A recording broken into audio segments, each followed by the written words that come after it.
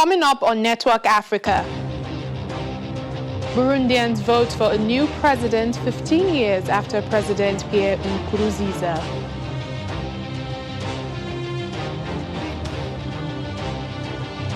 Lesotho swears in a new prime minister.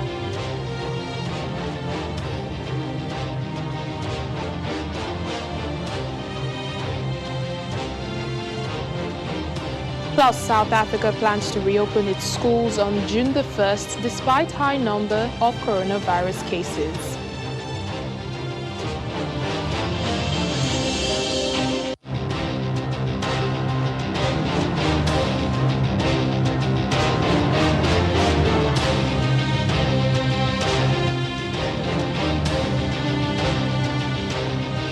Hello and welcome to the program. I'm Layo Adegoke. Polls have closed in Burundi after citizens came out to exercise their civic duty amidst the height of the COVID-19 pandemic, voting for the first time in 15 years without long-serving President Pierre Nkurunziza on the ballot paper. Around 5 million voters are thought to have participated in the general elections. Voters also elected members of parliament and communal council members. 7 candidates are seeking to replace Nkurunziza, with the main contenders being Agathon Rwasa of the opposition CNL party and Evariste Ndayishimiye from the ruling CNDD-FDD party. The build-up to the poll was marred by violence and accusations that the vote will not be free and fair, although the Electoral Commission approved representatives from 53 foreign embassies, including some from African Union, as poll observers. Lesotho's former finance minister Moeketsi Majoro has been sworn in as the new prime minister just days after Thomas Tabane stepped down. Mr. Majoro took the oath of office at the Palace of the King Letsi III on Wednesday morning. His predecessor resigned following months of pressure after he was named as a suspect in the murder of his ex-wife. However, Thomas Tabane denies any involvement. Tabane's departure marks the end of one of Lesotho's longest political careers, one marked by exile, intrigue, tensions with the military, and a political crisis that deepened when the police named him as a murder suspect in February. Well, as the 26-year hunt for Felicien Kabuga, spanning 2 continents and lasting more than 2 decades, has finally come to an end, many more survivors of the 1994 genocide are welcoming his arrest.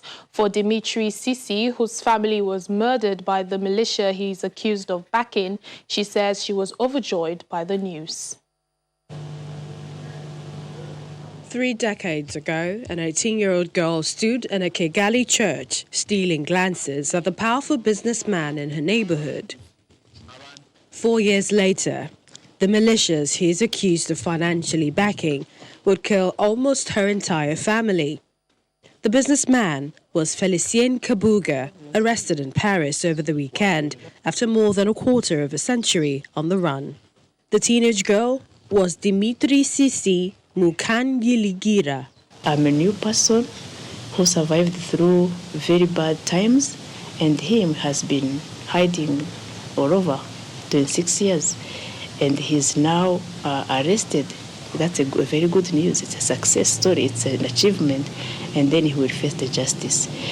Kabuga is accused of providing funding to the Hutu militias that slaughtered around 800,000 Tutsis and moderate Hutus in 1994.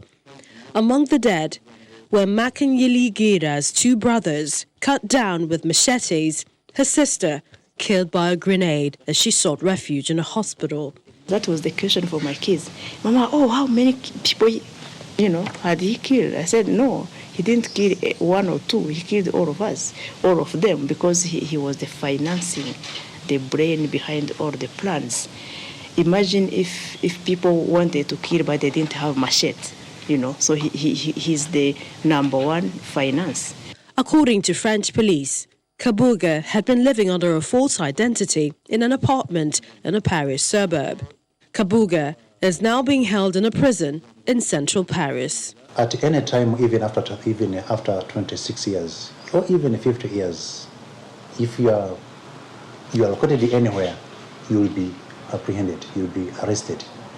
Because you can hide for 26 years, 50 years, even 100 years, unless if you are dead. But still you'll be brought to justice and be held accountable for the crimes committed by any person or any fugitive. So the message is that those who are still, running out and hiding themselves, but justice one day will also bring them to court. His arrest paves the way for the fugitive to come before the Paris Appeal Court and later be transferred to the custody of the International Court, which is based in The Hague, Netherlands, and Arusha, Tanzania.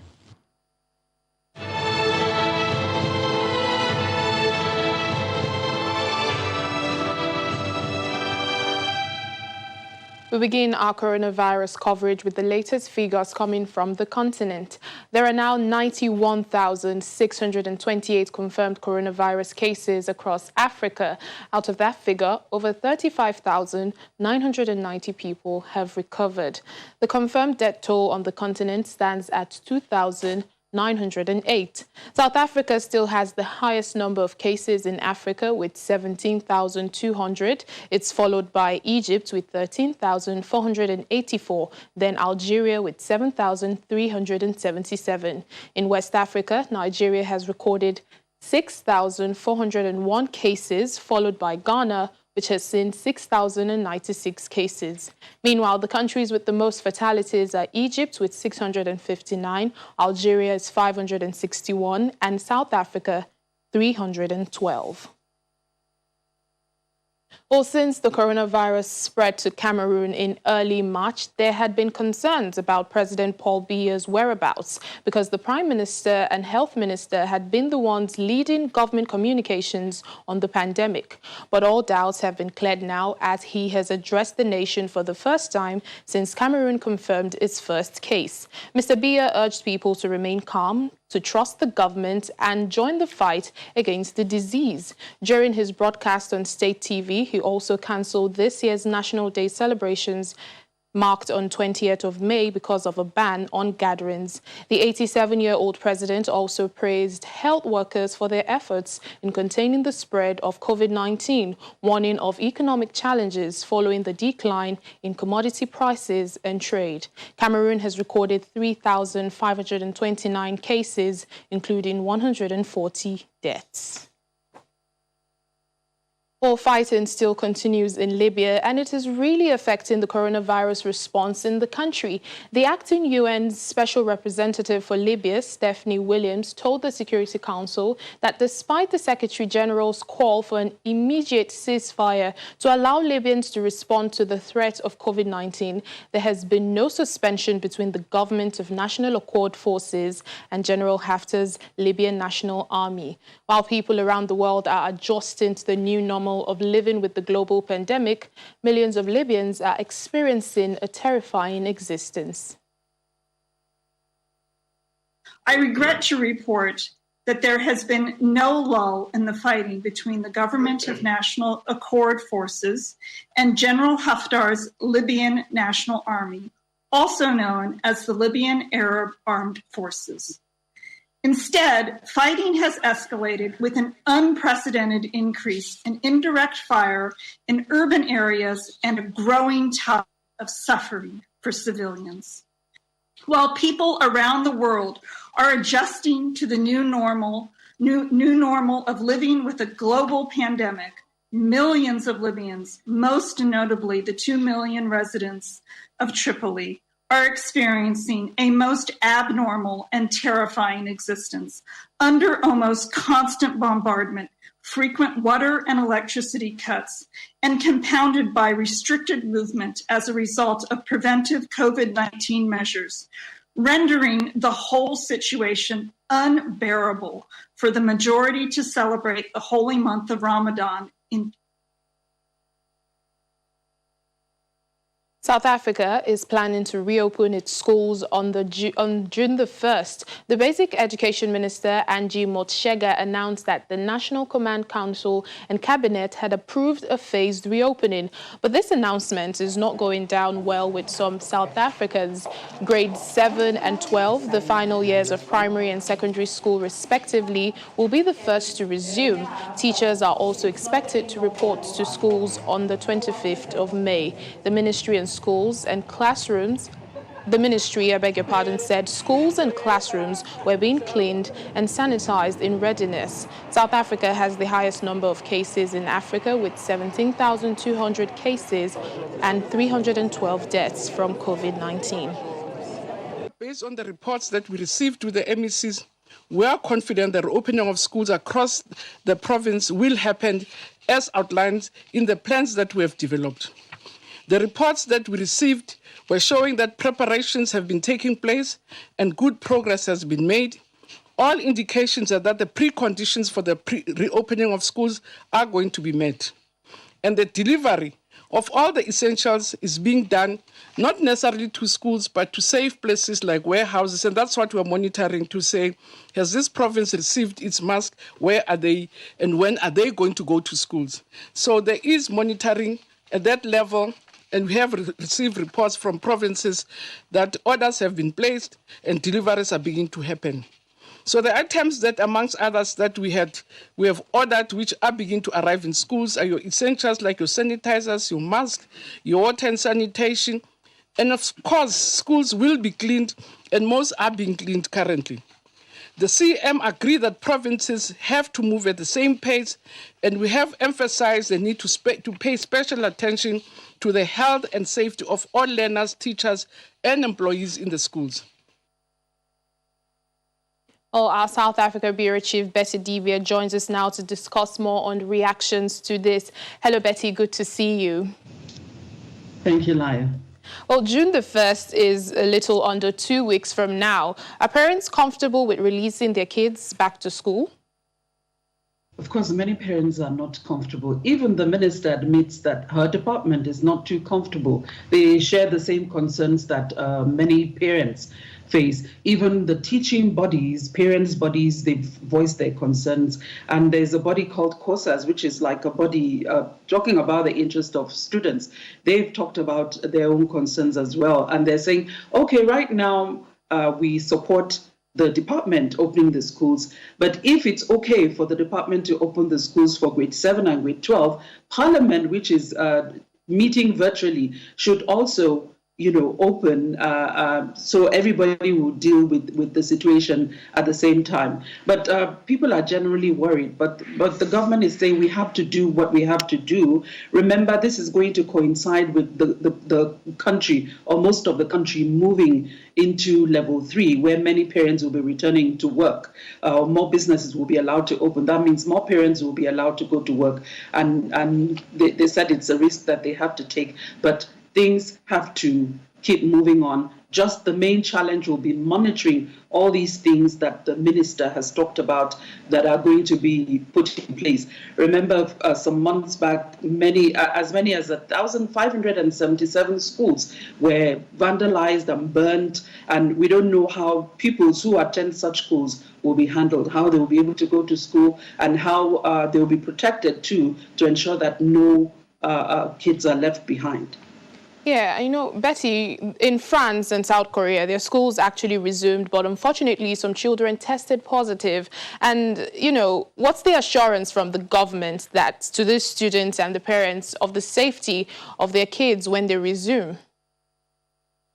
I guess it's the general assurance being given to the entire country. No one really knows what's going to happen. You have every anti-COVID measure, as the minister listed out in that speech that she made, screening of pupils and the teachers, the mask, sanitizing everywhere, and screening or screening pupils to protect their parents at home who have underlying illnesses. So these are just measures. but what can anyone do? It still goes down to the challenge of monitoring to ensure that people stick to the regulations and to ensure the health and safety of most people. But there's hardly any assurance, really, from what we've seen of the COVID all over the world, actually. All right, Betty Dibia, our South African Bureau Chief, thank you so much for giving us more details. Thank you. Well, still to come on the program.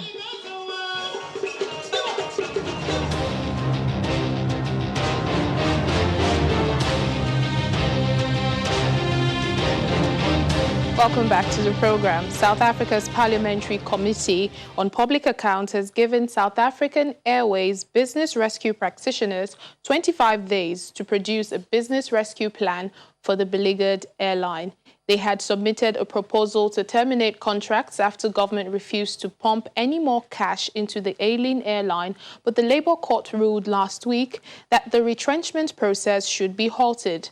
The committee is also accusing them of wasting taxpayers' money running into billions of rand. Meanwhile, the National Union of Metal Workers of South Africa, the South African Airways Pilots Association, and the South African Cabin Crew Association have presented their own plan to salvage the situation. The National Union of Metal Workers of South Africa, together with the South African Cabin Crew Association and the SAA Pilots Association, are jointly deeply disturbed by the fact that the executives and the most senior management at SAA refuse to cut their salaries, particularly for this period of May and June, in order to save the airline. As the biggest unions at SAA, we have been willing to reduce our salaries by as much as 49%. We negotiated this with our members, but the highest paying executives refuse to, and they remain on full pay. Secondly, as the biggest unions in SAA, we are deeply concerned by the business rescue practitioners who have made it very clear that they are not interested in developing a business rescue plan for SAA. They confirmed this in their engagements with Scopa on Friday. They made it clear that their vision is a winding down of SAA and the stripping of its assets. We condemn this in the strongest terms. This is in violation of a memorandum of agreement or memorandum of understanding which they signed with DPE in May, where they claimed that they were going to work with us on a turnaround strategy for the airline. So they have reneged on that. With cross-border movement restricted because of COVID-19, Zimbabweans in South Africa are using an app to send food to relatives in their crisis-hit homeland. Use of the app, called Malaicha, an Ndebele slang for the traditional way of sending goods over the border with bus or taxi drivers, surged in April after borders closed under a nationwide lockdown. Zimbabweans living and working in South Africa have been paying bus drivers to ferry food to their relatives back home for decades. The word Malaicha is used to refer to that traditional method, which, as well as costly and unreliable, has become impossible under lockdowns in both countries to stem the spread of the coronavirus. Now, customers make their order via the app, and the company delivers the goods in Zimbabwe, where it has stores of the items in warehouses. The lockdown and the shutdown of the borders between South Africa and Zimbabwe forced Zimbabweans who would traditionally use the informal means of sending goods and groceries to Zimbabwe to use our service, to actually exploit, try it. So 200% increase in the number of orders processed. The number of unique customers sending those orders is slightly less than that. We saw a 100% increase in the number of unique customers. And obviously, those customers enjoyed the service and sent more than just one transaction during the lockdown period. Artists in Burkina Faso are using music to lift spirits during the COVID-19 lockdown restrictions. For the past 2 years, Cabaret has organized a festival of music to silence weapons known as Salon Musique, which brings musicians and bands inside people's homes, gardens and neighborhoods to build solidarity and bring respite from the trauma of the conflict. They say COVID-19 Live is much the same as helping people to regain a bit of happiness in trying times and whilst keeping music alive.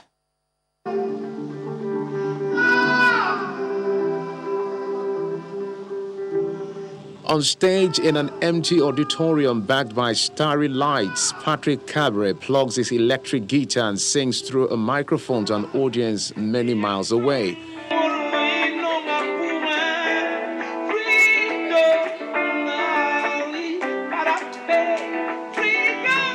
Cabaret is contributing to COVID Live, a series of sessions by musicians broadcast in real time on Facebook to people across Burkina Faso who have been under curfew for months. The aim is to bring some relief in the form of song and dance to one of the world's least developed countries, where the new coronavirus is spreading fast and the lack of resources means medical facilities here are overstretched. Be it terrorism or COVID-19, this is a situation that touches human beings. So for us, we need to show that we can adapt. The idea was to think about art differently, to reinvent the live scene by proposing reduced formula so as to join people in their homes. We believe that we need to learn to live with small joys at home or surrounded with the people we love. Sitting in her living room sofa, Oma Kampare watched the whole show live on her phone. She says it felt just like being there. This was a first for me. It was really interesting and it was just like being in the hall with the same atmosphere you have there.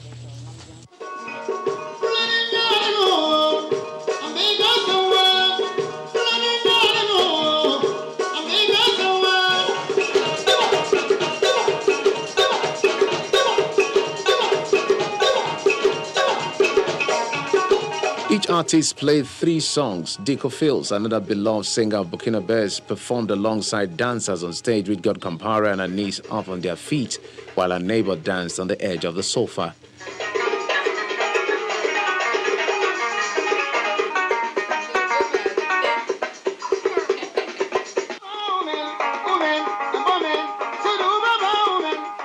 Saturday, May the 16th was the 3rd COVID Live session, and the series is the brainchild of 3 young promoters who wanted to keep music alive as well as help their audience survive weeks of confinement. Many of the artists have had to cancel their tours because of the pandemic, and people have been living under curfew in Ouagadougou since March.